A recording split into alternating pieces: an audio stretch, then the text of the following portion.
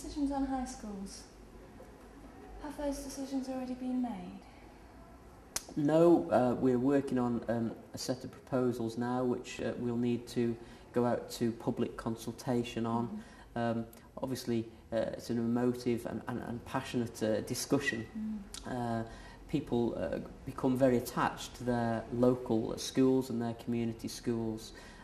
For me, the priority is, are those schools delivering the quality of education that our young people need to succeed, that we as a city need to succeed in the future? The world is, an increasingly competitive place. Stoke-on-Trent needs to punch above its weight, and quite frankly, at the moment, the quality of educational attainment in this city is well below par. I'm not satisfied with it. Most people in education are not satisfied with it and want dramatic and radical change. The proposals that are going to come out in the very near future will be proposing dramatic and radical change in this city.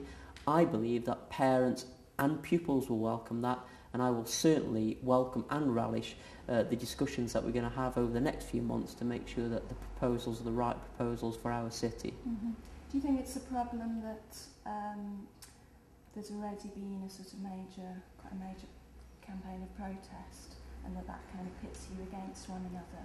And have you got plans to try and work more closely with those groups? Have you got anything to say to that campaign at the moment? Well, I think it's important that we listen to everybody in the city, to the pupils, to the parents, to the governors and to the head teachers.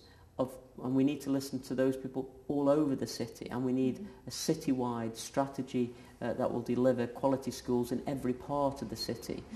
Obviously, to people of particular campaigns, we will certainly engage with them and we will listen to them. But at the end of the day, we will be putting forward proposals that will be a holistic solution for the whole of the city, and that will guarantee that every child and every young person in Stoke-on-Trent gets top quality education.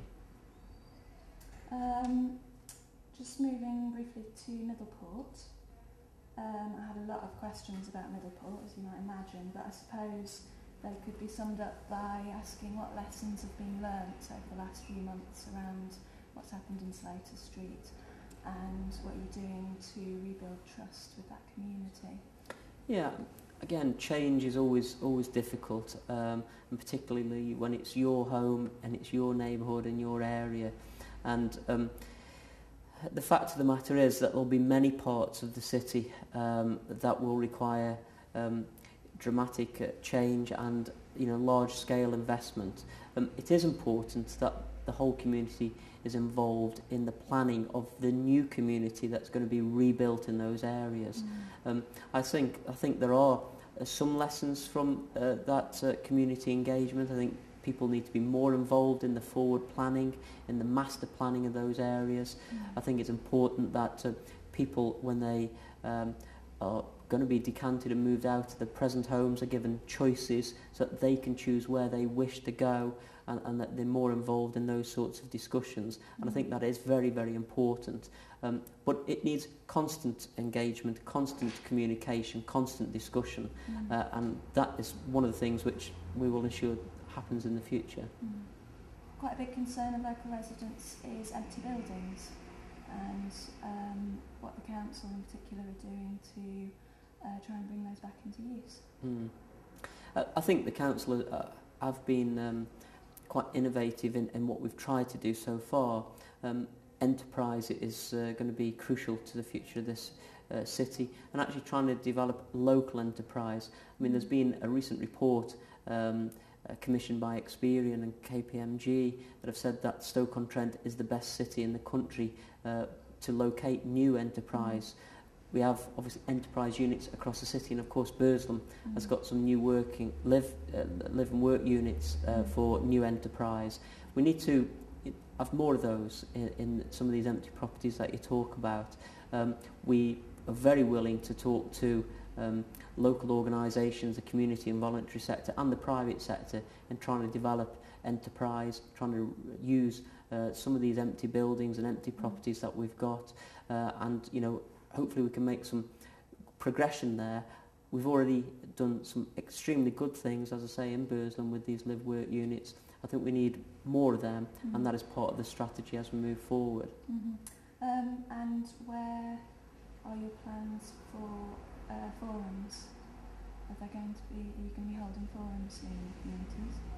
Yes, I mean, I think part of my leadership style is to listen and to engage with local residents. There will be a whole series of meetings during the course of October and November, which I'll be holding in the 5 major neighbourhoods around the city. The message there will be, the council has had its difficulties in the past, like the city has had some difficulties in the past, but we're now looking forward. We have in the past underperformed. We haven't delivered the quality of services which the people in this city deserve and expect. We have in the recent past made some big improvements to that. We've made efficiency improvements here at the council. We have a new management structure, and just as crucially, if not more crucially, we have clear and strong political leadership. We have now a cabinet of all the talents.